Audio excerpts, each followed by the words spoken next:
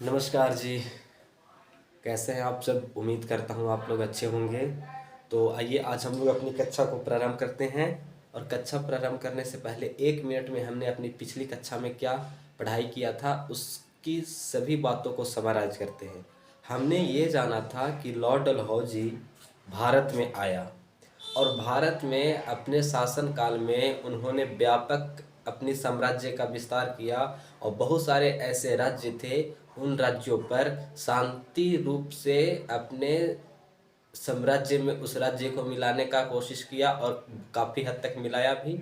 और ज़रूरत पड़ी तो ये युद्ध भी किया और युद्ध भी किया। बेसिक तौर पर पंजाब और बर्मा को युद्ध के माध्यम से मिलाया, फिर कुशासन के आरोप लगाकर अवध जैसे राज्य को मिलाया और फिर और जैसे राज्य थे उससे डॉक्ट्रिन ऑफ लैप्स व्यापगत की नीति के तहत जैसे में संबलपुर, जैतपुर, बघाट, झांसी आदि राज्यों को इन्होंने अपने साम्राज्य में मिलाया। दूसरी बात, ये कुछ सोशल रिफॉर्म भी किया। भारत में एडमिनिस्ट्रेशन और डेवलपमेंट के लिए भी कुछ कार्य किया, जैसे में यातायात के लिए रेलवे निर्माण किया, नहर निर्माण किया और पोस्टल टेलीग्राफ किया। सार्वजनिक समुदाय के लिए आप देखिए तो बहुत सारे रिफॉर्म किए। तो इस तरह से इसका जो कार्यकाल रहा एक बहुत बड़ा निर्णायक और भारत में साम्राज्यवादी हेतु महत्वाकांक्षी शासनकाल रहा।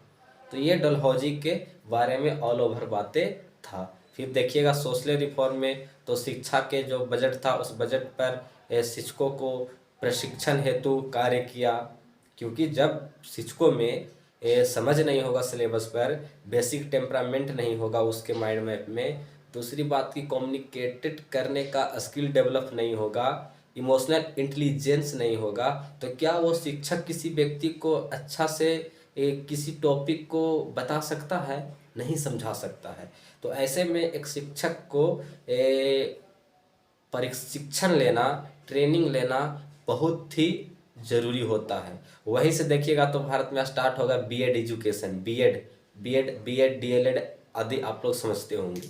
तो ये सारी बातें हम लोग अपनी पिछली कक्षा में किया था।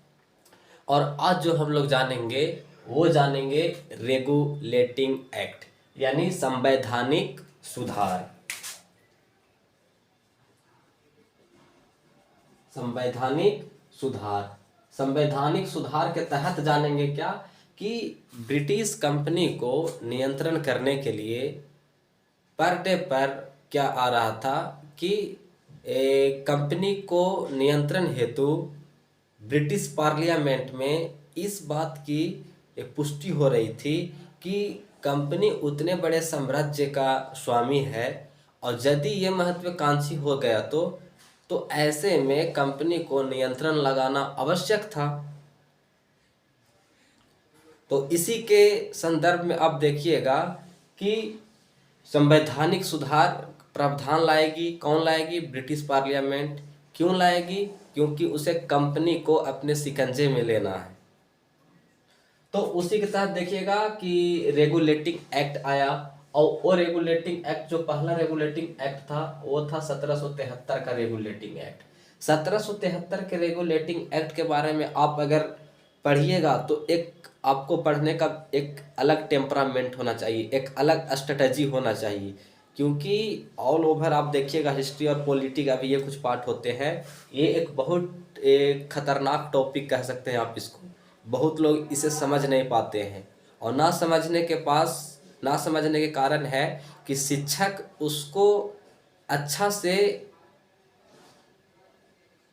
परोसता नहीं है बच्चों के सामने। अगर किसी भी चीज़ को फैक्ट और तथ्य और कॉन्सेप्ट के साथ परोसा जाए तो वो कितनों भी जटिल सेगमेंट क्यों ना हो, कहीं ना कहीं उसे बेसिक तरह से आप लर्न कर लेंगे। तो रेगुलेटिंग एक्ट 1773 का कब आया? तो 1773 में। कौन लाया? तो ब्रिटिश पार्लियामेंट। अब क्यों लाया? तो क्यों लाने में आप मोटा मोटी 3 बात जानिए कि इंडिया का एडमिनिस्ट्रेशन कैसे डेवलप होगा, ये एक कारण था। दूसरा कारण ये था कि इंडिया को ब्रिटिश सरसों के हित के लिए उपयोग करना था। और क्या था कि ब्रिटिश कंपनी को अपने कंट्रोल में लेना था। ये मोटा मोटी 3 कारण है। कि पहला कारण अंगुलियों पर याद कीजिए। पहला कारण कि इंडिया का एडमिनिस्ट्रेशन कैसे डेवलप होगा। दूसरा कारण कि ब्रिटिश ईस्ट इंडिया कंपनी को अपने नियंत्रण में लेंगे। तीसरा कारण कि भारत को ब्रिटिशर्सों के लिए हित हेतु, लाभ हेतु उसको एक अवसर प्रदान करेंगे। क्योंकि इंडिया में ब्रिटिश लोग आएंगे तो अपनी वस्तु को विनिमय कर सकते हैं, बेच सकते हैं। क्योंकि 1813 के पहले क्या था कि सिर्फ ईस्ट इंडिया कंपनी आ सकती थी, लेकिन 1813 में ईस्ट इंडिया कंपनी का एकाधिकार समाप्त हो गया। मोनोपोलिक था, एकाधिकार था, वो समाप्त हो गया। तो ऐसे में अब ब्रिटेन से भी जो उद्योगपति आएंगे वो अपनी वस्तु को अपना निवेश कर सकते हैं भारत में, तो एक इसका भी अवसर मिला। तो ये भी कारण एकमात्र था। तो क्यों आया, तो ये सारी बातें मैंने बताया। लेकिन उस समय के तत्कालीन कुछ कारक होता है। तो तात्कालिक कारक में देखिएगा तो ईस्ट इंडिया कंपनी ने ब्रिटिश पार्लियामेंट से ऋण मांग किया था, वित्त मांग किया था। क्यों मांग किया था?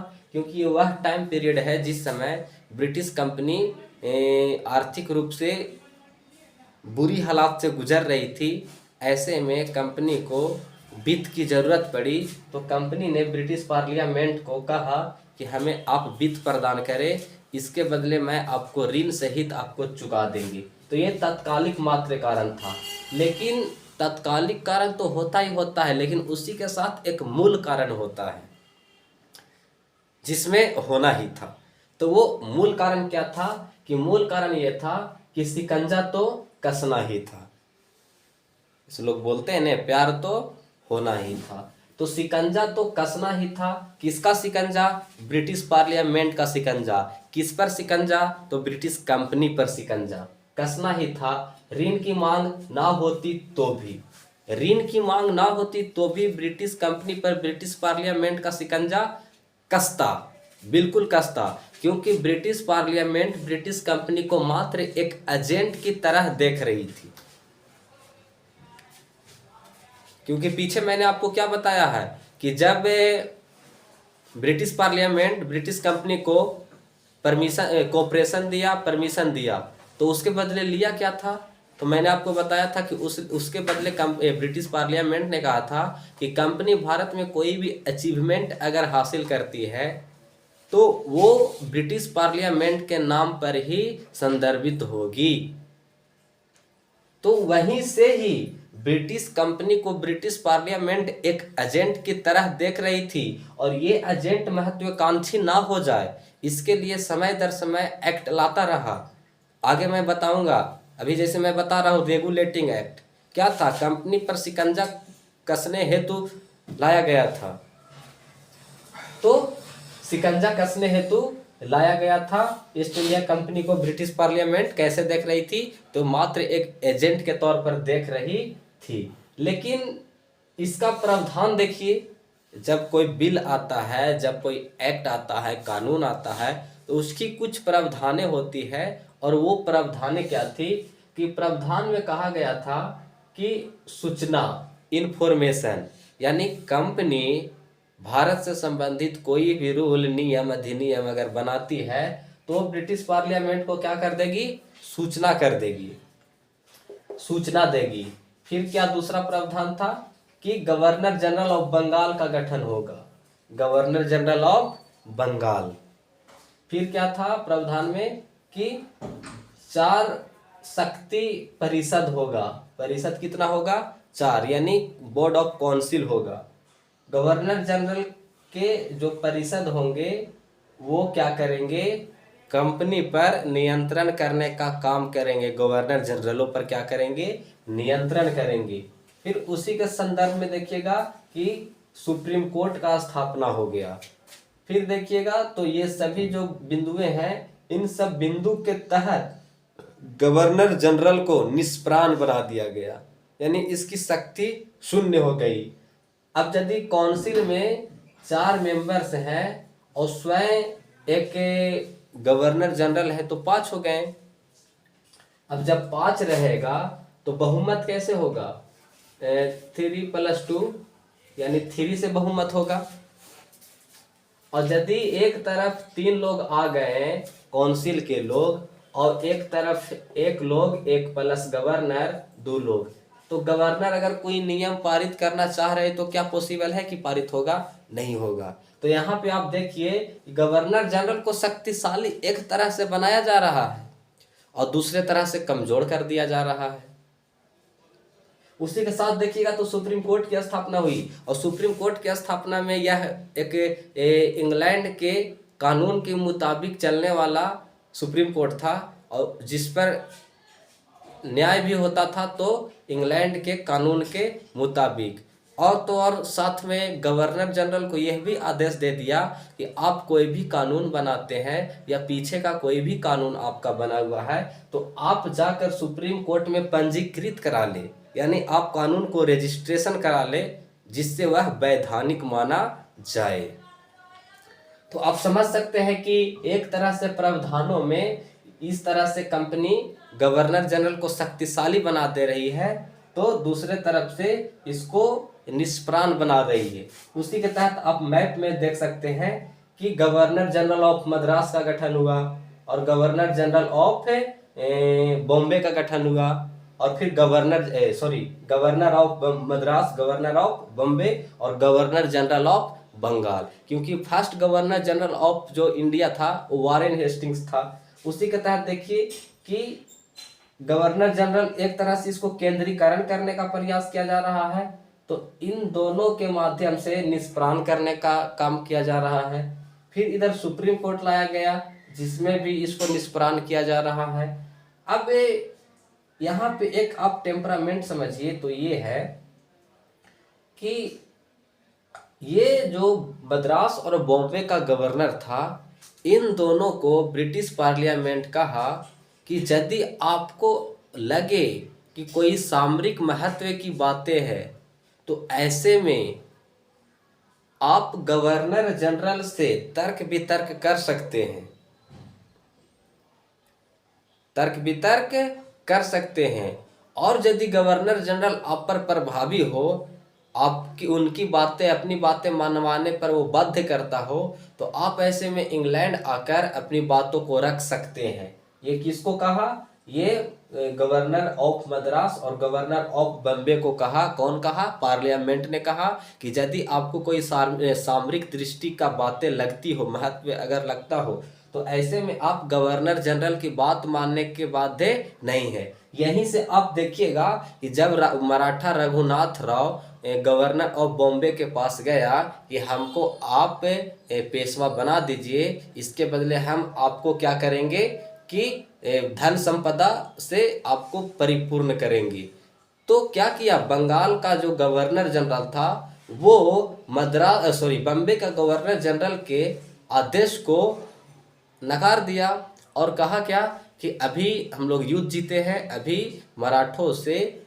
गतिरोध उत्पन्न करना ये अच्छा टाइम नहीं होगा, ये अपनी साम्राज्यवादी नीति के अनुकूल नहीं होगा, ऐसे में हम इसकी परमिशन नहीं देते हैं। बात क्या पहुंची कि जो गवर्नर ऑफ बॉम्बे था वो कहाँ चला गया? तो इंग्लैंड चला गया, और वहाँ जा जाकर सारा इंटरप्रिटेशन दिया कि हमने रघुनाथ राव से जो दोस्ती कर रहे हैं, जो संधि कर रहे हैं, उस संधि का प्रावधान इस प्रकार ये है कि बंगाल भी हमारे पास आ गया है जहाँ से हम काफ़ी धन प्राप्त कर रहे हैं, और दूसरी जो बात ये है कि जो रघुनाथ राव है, पेशवा जो है टुकड़ों में बढ़ चुका है, भारत के अन्य क्षेत्रीय शक्तियाँ भी हमारे सामने नहीं है, तो ऐसे में हमारा जो डिसीजन है रघुनाथ राव के साथ संधि करने का वो अच्छा है, और गवर्नर जनरल बंगाल हमारे आड़े में आ रहा है। तो फिर ब्रिटिश पार्लियामेंट से आदेश आता है कि गवर्नर ऑफ जो बॉम्बे है उसकी बात को मान लिया जाए, इसका डिसीजन सही है। तो किस तरह से देख रहे हैं कि कभी कभी गवर्नर जनरल और ब्रिटिश कंपनियां अपने में अंतःद्वंद कर लेती है। तो कुल मिलाकर बात ये आ रहा है कि एक तरफ से गवर्नर जनरल को शक्तिशाली बना दिया जा रहा है, तो दूसरे तरह से उस पर लगाम लगा दिया जा रहा है। लगाम लगाने का 3 स्टेज बना दिया है ब्रिटिश पार्लियामेंट ने। पहला परिषद, परिषद में जो मेंबर्स हैं 4 मेंबर्स, अगर 3 मेंबर्स एक तरफ हो गए तो एक मेंबर बचा और एक मेंबर खुद बचा गवर्नर जनरल। तो 2 मेंबर और 2 मेंबर से बहुमत तो होगा नहीं, तो यहां से भी निष्प्राण हो रहा है गवर्नर जनरल। दूसरी बात कि सुप्रीम कोर्ट में इसकी जितना भी वैधानिक कानून है उन सबों को पंजीकृत कराना होगा। तीसरी बात कि गवर्नर को भी ये आदेश दे दिया है ब्रिटिश पार्लियामेंट ने कि अगर सामरिक दृष्टि का कोई महत्व की बातें हो तो आप ऐसे में गवर्नर जनरल की बातें मानने के बाध्य आप नहीं है। तो आपको नहीं लग रहा है कि एक तरफ से गवर्नर जनरल को केंद्रीकृत और सशक्त बनाने का काम किया जा रहा है, तो दूसरे तरफ उनको निष्प्राण और शक्ति को डिवाइड बाय डिवाइड कर दिया जा रहा है। तो आप इस चीज को यहां तक समझ गए। ये बहुत ही प्रोमिनेंट चीज था, समझना था, जिसको मैंने समझा दिया। आप वीडियो को एक बार देखें, 2 बार देखें, आपको क्लियरलिटी समझ में आएगा।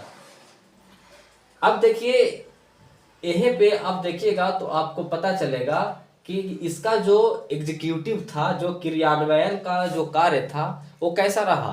तो क्रियान्वयन का जो कार्य रहा वो समस्याग्रस्त रहा। समस्याग्रस्त क्यों रहा, उसके पीछे रीजन है। पहला रीजन कि सूचना की बात की गई थी कि सूचना कंपनी दे देगी ब्रिटिश पार्लियामेंट को, और सूचना मिला नहीं। अब सूचना क्यों नहीं मिला, क्योंकि सूचना लेने के लिए ब्रिटिश पार्लियामेंट कोई बॉडी का गठन किया ही नहीं, कोई अधिकारी नियुक्त किया ही नहीं, ना उसने सूचना मांगी ना इसने सूचना दिया। क्यों चाहेगा कंपनी की हम सूचना किसी को तो है अपने साम्राज्य की बात को। तो ऐसे में ये रहा।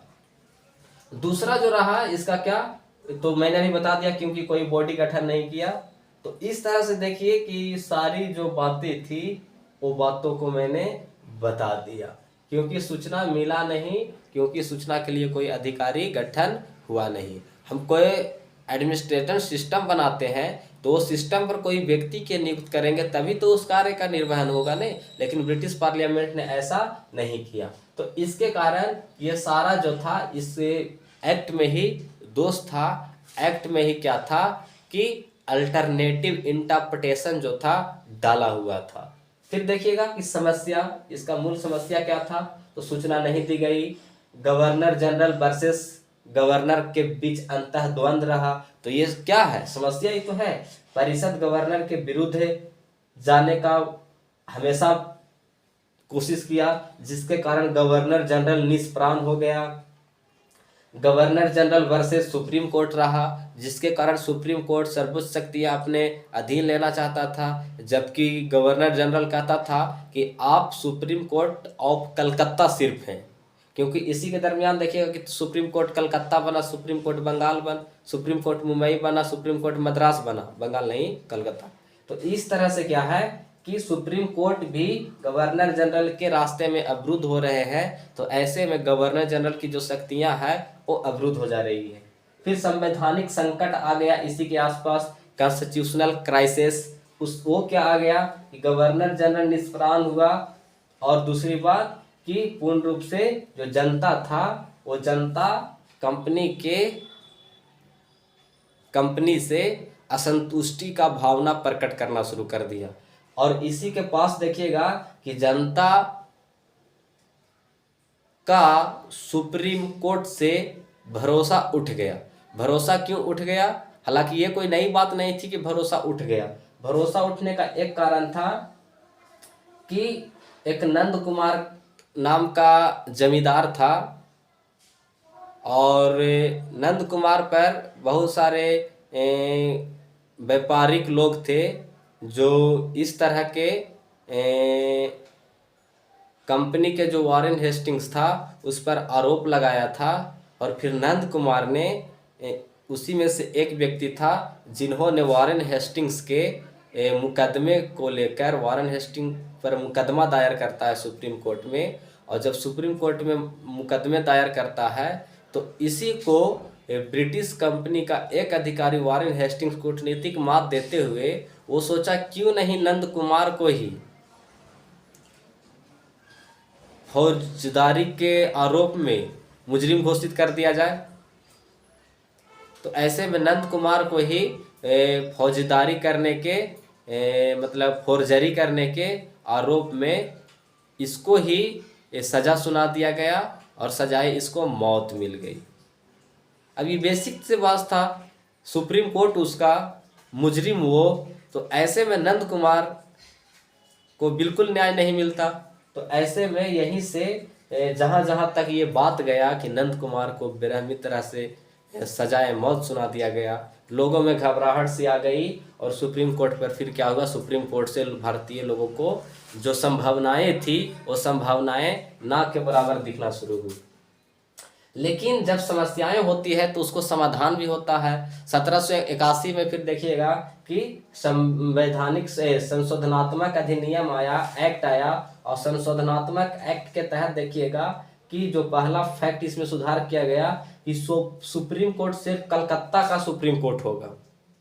कहाँ का सुप्रीम कोर्ट होगा? सिर्फ कलकत्ता का सुप्रीम कोर्ट होगा। ऐसा वो दावा नहीं करेगा कि मैं मद्रास का भी हूँ, बॉम्बे का भी हूँ। तो ऐसे में सुप्रीम कोर्ट और सिर्फ कलकत्ता का होगा। फिर देखिएगा कि गवर्नर जनरल के मामलों में हस्तक्षेप नहीं करेगा, क्योंकि सुप्रीम कोर्ट देख रहे थे पिछले वाले एक्ट में, रेगुलेटिंग एक्ट में, कि कितना ज़्यादा गवर्नर जनरल के मामलों में हस्तक्षेप करता है। तो ऐसे में गवर्नर जनरल काम कैसे कर पाएगा? वही बात हो गया कि आज अगर राष्ट्रपति प्रधानमंत्री के कार्य में हमेशा अवरुद्ध बने तो प्रधानमंत्री काम कैसे कर पाएंगे?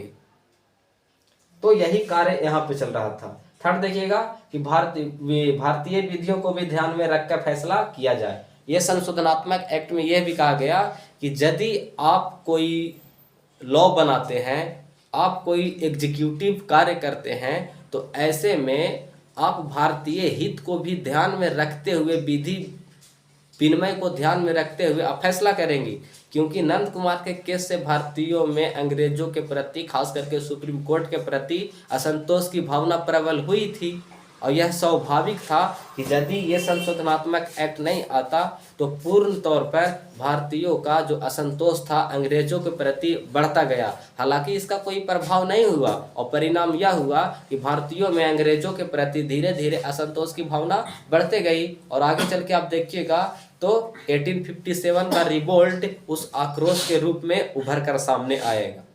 अब अंग्रेजों के तख्ता पलट हेतु एक बहुत बड़ा व्यापक आंदोलन होगा। हालांकि इस आंदोलन को दबाने में ब्रिटिश पार्लियामेंट और कंपनी सफल हो जाती है, लेकिन एक तो स्कोप मिल ही गया भारतीयों को।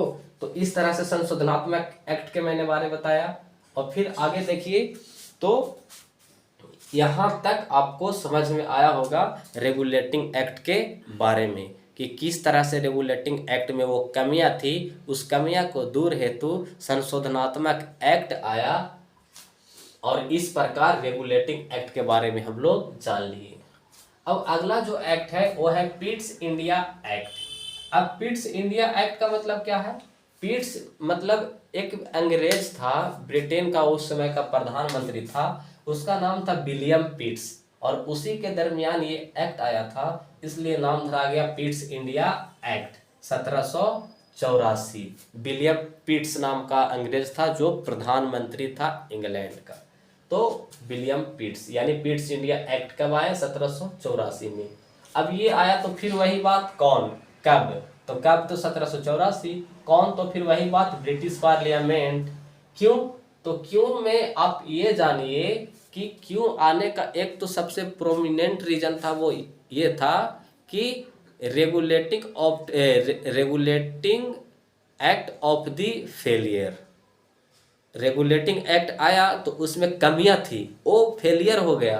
तो उसी में 1773 की एक्ट के कमियां को सुधार हेतु पिट्स इंडिया एक्ट को पुनः लाया गया। और इस एक्ट में क्या प्रावधान था? तो पहला प्रावधान आप देखिए कि सूचना देने के लिए बोर्ड ऑफ कंट्रोल का गठन किया गया। रेगुलेटिंग एक्ट में क्या कमियां था कि सूचना देने का बात तो की गई, लेकिन कोई क्या बोला जाता है, उसका कोई बॉडी का गठन नहीं किया गया। और जब कोई बॉडी का गठन ही नहीं होगा तो सूचना तो आप मांगने की बाध्य किए हैं, लेकिन मैं सूचना दूंगा किसे? तो ऐसे में उस कमियां को दूर करते हुए पिट्स इंडिया एक्ट में बोर्ड ऑफ कंट्रोल का गठन किया गया जो सूचना लेने का कार्य करे। फिर दूसरा प्रावधान देखिए, तो गवर्नर जनरल अब गवर्नर के मामलों में अधीक्षण, निरीक्षण और परीक्षण कर सकता था। यानी अब देखिए कि गवर्नर जनरल को भी थोड़ा रियायतें मिल रही है। क्यों मिल रही है, इसके पीछे रीजन है, क्योंकि ब्रिटिश पार्लियामेंट को शुरुआती दौर में इस बात का भी डर था कि गवर्नर जनरल अम्बिशियस ना हो जाए, अपने आप को महत्वाकांक्षी ना हो जाए, तो वो कुछ लगाम लगा रहा था। लेकिन जैसे जैसे वहाँ के लोगों के ब्रिटिश पार्लियामेंट के सदस्यों को गवर्नर जनरलों के प्रति सद्भावना देखी, पता चला कि नहीं दिस इज परफेक्ट मैन, तो धीरे धीरे इसकी कुछ रियायतें गवर्नर जनरल को ब्रिटिश पार्लियामेंट के द्वारा मिल रहा है। तो पहला रियायतें जिसमें गवर्नर जनरल को अब गवर्नर जनरल अब गवर्नर के मामलों में अधीक्षण करेगा, यानी गवर्नर जनरल अब गवर्नर के मामलों में अधीक्षण, निरीक्षण, परीक्षण कर सकता है। तीसरा प्रावधान कि परिषद की सदस्यों की संख्या जो 4 था उसको घटाकर 3 कर दिया गया। परिषद में पहले कितने सदस्य थे? 4, और एक स्वयं गवर्नर जनरल, तो 5। बहुमत कैसे होगा? 3-2 से, यानी जिसके तरफ 3 का पल्ला रहेगा उसका बहुमत भारी होगा। लेकिन यहाँ 4 से घटाकर ब्रिटिश पार्लियामेंट 3 किया, और एक कौन? तो गवर्नर जनरल, तो 4 हो गए। लेकिन इसमें एक प्रावधान किया गया कि अब कैसे होगा? बहुमत 2-2 से होगा। लेकिन इसमें यह कहा गया कि जिस पल्ले में गवर्नर जनरल का मत होगा वो वाली पल्ला भारी होगा कि नहीं? तो इस तरह से यहाँ पे एक छोटी सी रियायतें मिला किसको? गवर्नर जनरल को। तो यही जो था पिट्स इंडिया एक्ट की विशेषताएं थी। मात्र आप इतना ही याद रखिए, यहीं से प्रश्न आते हैं, प्रश्न गढ़ देगा ऐसे में इस तरह से करके कि क्या पिट्स इंडिया एक्ट में गवर्नर जनरल को कुछ रियायतें मिली, तो कौन सी क्षेत्र में मिली, इस तरह से करके फिर कूट में उसको सजा के आपको कंफ्यूज करा दिया जाएगा। तो आप 3 प्रावधान को याद रखें। पिट्स इंडिया एक्ट को कब आया? 1784। कौन लाया? British parliament. क्यों लाया? तो आप जान रहे हैं कि रेगुलेटिंग एक्ट फेलियर हुआ था, उसके कारण आया। फिर प्रावधान क्या था? तो मैंने प्रावधान बता दिया। अब मात्र इसमें इतना ही जानना है पिट्स इंडिया एक्ट में। अब अगला जो है चार्टर एक्ट। चार्टर एक्ट 1793, इसका क्या प्रावधान था? इसका प्रावधान था कि ईस्ट इंडिया कंपनी आगे 20 वर्ष के लिए भारत में शासन करेगी, क्योंकि ब्रिटिश उद्योगपति और ब्रिटिश जनता के सहयोग से ब्रिटिश पार्लियामेंट पर यह दबाव बनाया जा रहा था कि ब्रिटिश कंपनी की जो एकाधिकार है भारत में उसको समाप्त किया जाए और पूर्ण शक्ति गवर्नर जनरलों के हाथ में दिया जाए। तो ऐसे में ब्रिटिश पार्लियामेंट पहला प्रावधान में यह कहा कि ईस्ट इंडिया कंपनी को आगे हम 20 वर्ष तक और शासन करने देंगे। दूसरा कहा कि गवर्नर जनरल अब परिषद के ऊपर निर्भर नहीं रहेगा। इनडायरेक्टली देखिए एक और बड़ी रियायतें मिल गया गवर्नर जनरलों के माध्यम से। परिषद का मतलब क्या? काउंसिल, यानी काउंसिल के ऊपर पहले डिपेंडेंट था कोई कार्य को लेकर, बहुमत पारित करवाने पड़ता था गवर्नर जनरल को। लेकिन अब ऐसा जो एलिजिबिलिटी है, क्राइटेरिया है, खत्म कर दिया गया और यह कहा गया कि गवर्नर जनरल अब परिषद पर निर्भर नहीं रहेगा। अब क्यों नहीं रहेगा उसके पीछे भी रीजन है, क्योंकि ब्रिटिश जो समाज और राजनीति था वो यह आह्वान कर रहा था कि ईस्ट इंडिया कंपनी की सत्ता समाप्त किया जाए और ईस्ट इंडिया कंपनी की एकाधिकार और सत्ता समाप्त करके पूर्ण शक्तियां किसके हाथ में? तो गवर्नर जनरल के हाथ में दिया जाए। हालांकि ब्रिटिश जो पार्लियामेंट है वो दूर की सोच रही है, वो ये सोच रही है कि हम ब्रिटिश कंपनी से ही भारत को अपने अधीन कर ले और फिर ब्रिटिश कंपनी को लास्ट में हम बुला ले और फिर अपना सत्ता भारत पर चलाना शुरू कर दे। इसीलिए देखिएगा कि जितना चार्टर एक्ट है उसमें 20-20 वर्ष का प्रावधान किया जाएगा कि अगले 20 वर्ष। तो ये प्रावधान क्यों? तो ये प्रावधान ऑल ओवर यही कारण से आ रहा था। तो आज हमने चर्चा किया चार्टर एक्ट तक, और कल जो हम लोग चर्चा करेंगे 1813 का चार्टर एक्ट, 1835 का चार्टर एक्ट, और सभी के बारे में हम लोग विस्तार से कल जानेंगे। और जितना भी मैंने बात बताया है इस चीज़ को आप याद रखें, बहुत ही इम्पोर्टेंट है एग्जाम के पॉइंट ऑफ व्यू से। यहाँ पे कोई भी बातें इधर उधर की नहीं की गई है। यहाँ से प्रश्न आने की संभावना हमेशा प्रबल होती है। और रेगुलेटिंग एक्ट बहुत एक कठिन टॉपिक है, कठिन सेगमेंट है। लोग कठिन तो ये नहीं है, लेकिन ऐसा कहा जाता है कि ये कठिन है। अब कोई भी शिक्षक बच्चों के सामने किसी टॉपिक को सही से परोसेगा ही नहीं तो कठिन तो होगा। लेकिन मैंने कैसे बताया, आप देखिए कि पढ़ने का ये कॉन्सेप्ट होना चाहिए, कब, कौन, क्यों, उसकी प्रावधान, उसकी दोष निवारण, कमियां। अगर आप ऐसे इस सिस्टम वे में पढ़ते हैं तो आपका जो कोई भी टॉपिक होगा स्ट्रांग होगा और उस टॉपिक के प्रति आपको एक बेसिक अंडरस्टैंडिंग, समझ हमेशा बनेगा। तो आज की क्लास यहीं पे रुक जाएगी, मुलाकात होगी नेक्स्ट क्लास में। Thank you. जय हिंद, जय भारत।